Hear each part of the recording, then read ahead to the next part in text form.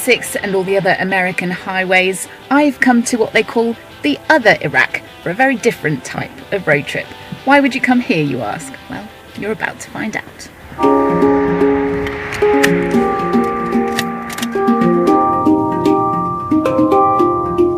In a country ravaged by war, the semi-autonomous northern area of Kurdistan is considered by most travel advisories as relatively safe. Thanks to a no-fly zone introduced in 1991 to protect the Kurds from Saddam Hussein, the region has had more of a chance to repair and develop than the south. Disputed areas are still dangerous and a no-go, but for the most part you're free to hit the open road.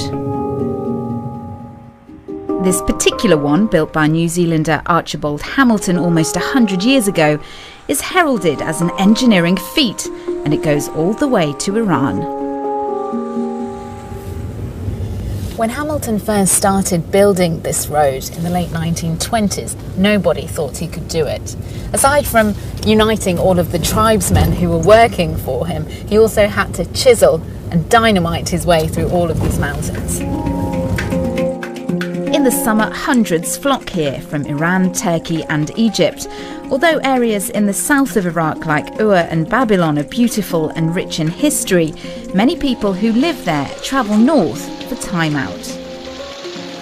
We do picnicking, we see this nice sceneries, it's beautiful weather in the summer, and in the winter it's nice as well.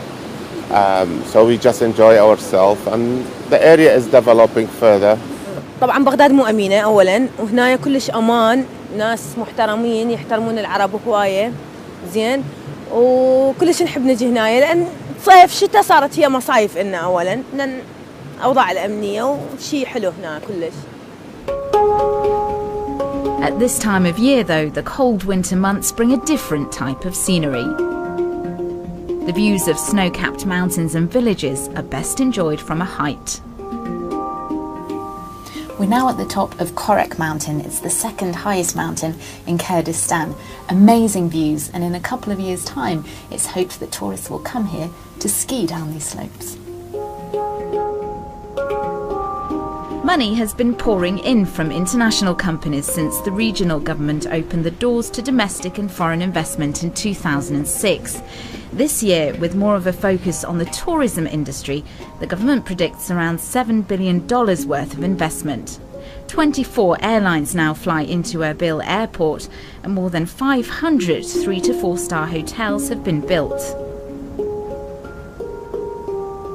When I arrived here in January of 1992, there was very little in this country that had not been demolished. 4,500 villages, 95% of the country had been destroyed by Saddam Hussein.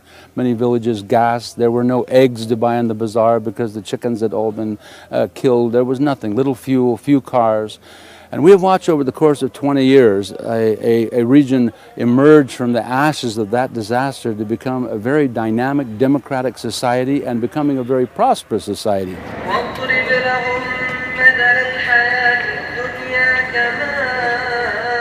Now, of course, there are eggs and chickens and a great deal more. Erbil has just been named Arab Tourism Capital of 2014 by the Arab Council of Tourism. According to the government, 2 million people visited the region last year. This year, it hopes that figure will rise to 5 million. أركب مثلا قلاي هولير مثلا أجر جيجا مثلا الكولوجيا كان باسكي مثلا قلاي هولير ك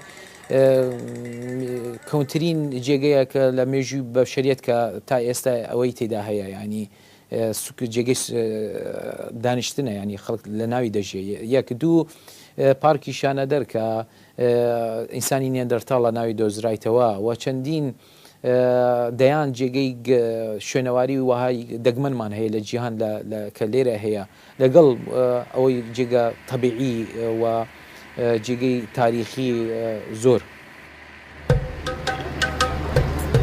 With life in Baghdad and in the south of Iraq in general still extremely dangerous, you can really understand why people who live there would come here. There's such a sense of peacefulness and calm sat here beneath the citadel.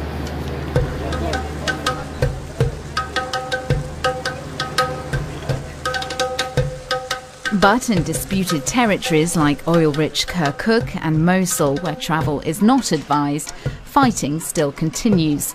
Thousands of troops line the borders as some Kurds push for greater autonomy and even full independence for their state. And it's because of that tension that the region still has a hard time convincing the outside world it's different from the south. General tourism is going to explode before very long. It can't quite happen yet, however, because the security isn't absolutely perfect, and that's not surprising. So don't travel unless you've got yourself well organised, you're with other people, your route is known, you've told people where you're going, you know what you're doing, and you're capable of handling the consequences. This week is the 10-year anniversary of the US-led invasion.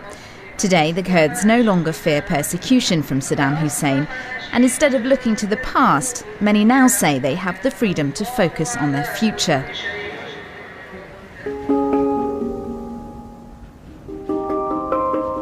At least for now, the mountains where Kurdish fighters once hid from and battled with the former dictator lie in peace.